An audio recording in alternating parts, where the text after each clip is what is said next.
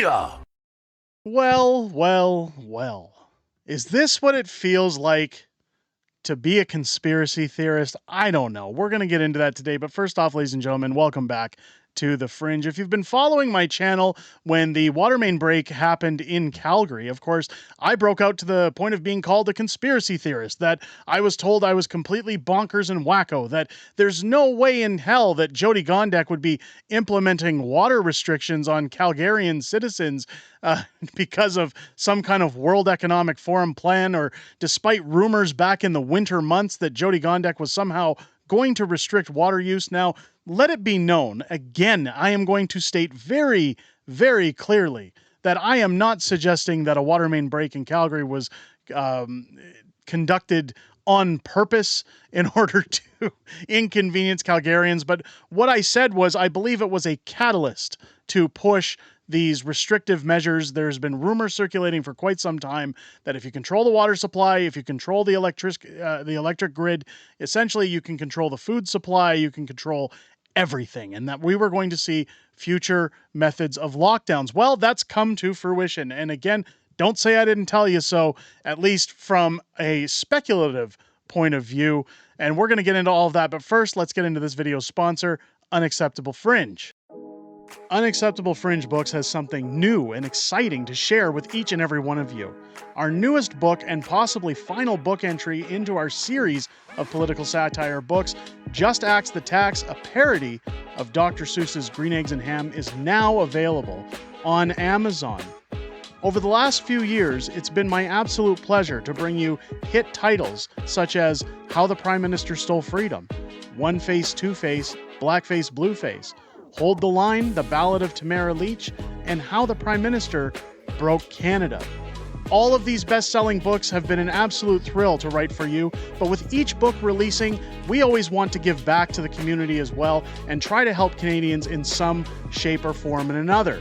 This time, I'm proud to announce that proceeds from every purchase of our books on Amazon will be going towards helping local Canadian food banks at a time when the Prime Minister has made affordability very difficult for common Canadian households. At Unacceptable Fringe Books, not only are we committed to giving you humor in political entertainment, but we are also committed to giving Canadians a boost at a time when they're in need or looking for some form of assistance.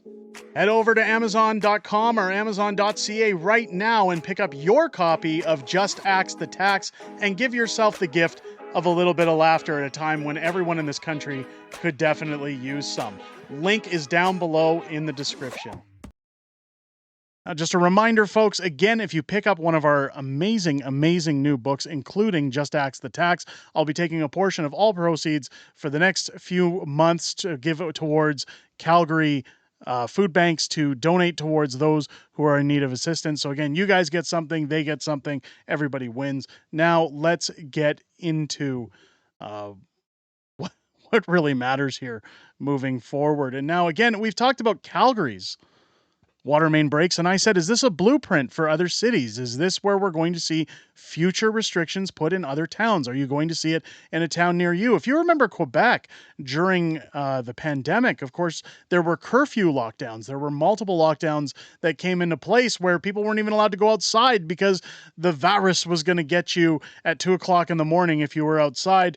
But here we go, that 35% of Quebec City residents under strict restrictions after major water main break. Residents caught washing their vehicles or plants will receive a notice and face fines from $1,000 to $2,000. And people saying again, Derek, that's common. Water main breaks happen all the time. The city's just trying to make sure everybody complies. Complying is the problem. Again, I'm not questioning a water main break here. We're not questioning the validity of a water main break. But this, again, last year was the season of wildfires. We saw fires magically combusting across the country. MPs were saying the country was burning.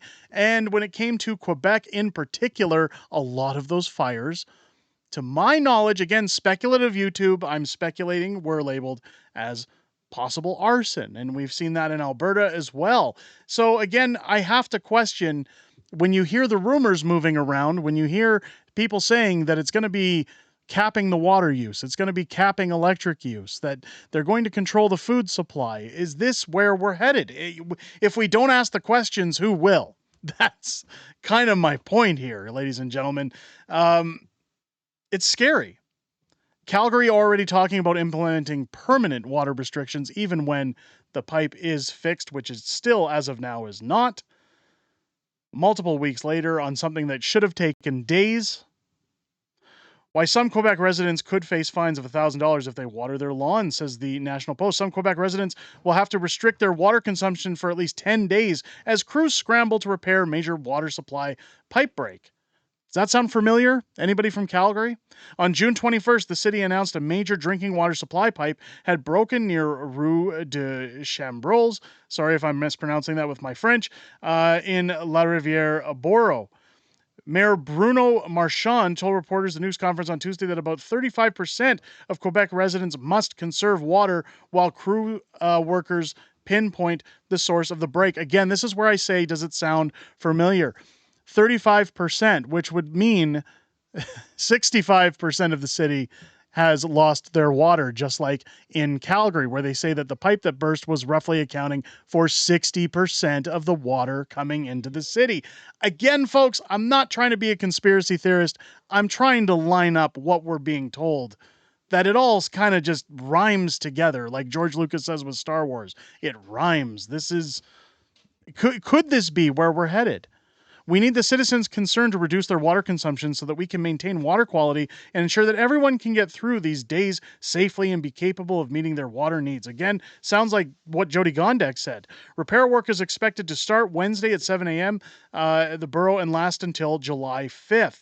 The break will affect water supply and the quality in 12 different sectors across 5 boroughs where about 175,000 people live. The municipality has enforced a ban on residents in these areas to protect quality of drinking water and reduce the risk of cloudy water episodes. Again, all sounds legitimate. And again, I'm not debating, hear me very clear, I'm not debating water main work. I'm not debating the fact that these things happen, that they're never not going to happen. What we're talking about here is a pattern, just like the wildfire season last year. For the first 2 days, the city is asking residents to conserve water. The city recommends residents stockpile 48 hours worth of bottled or pre-filtered water before Wednesday morning. Residents are prohibited from using household water for outdoor activities such as watering lawns, washing vehicles, and filling pools. Again, that's how it started in Calgary. And then once everything got underway and they took a look at things, they said, oh, major break. We got to order a pipe from San Diego. It's got 5 more problem areas. This is going to take weeks, ladies and gentlemen. Don't shower. Work from home because you don't want to go to work smelling. Employers should be allowing you to work from home.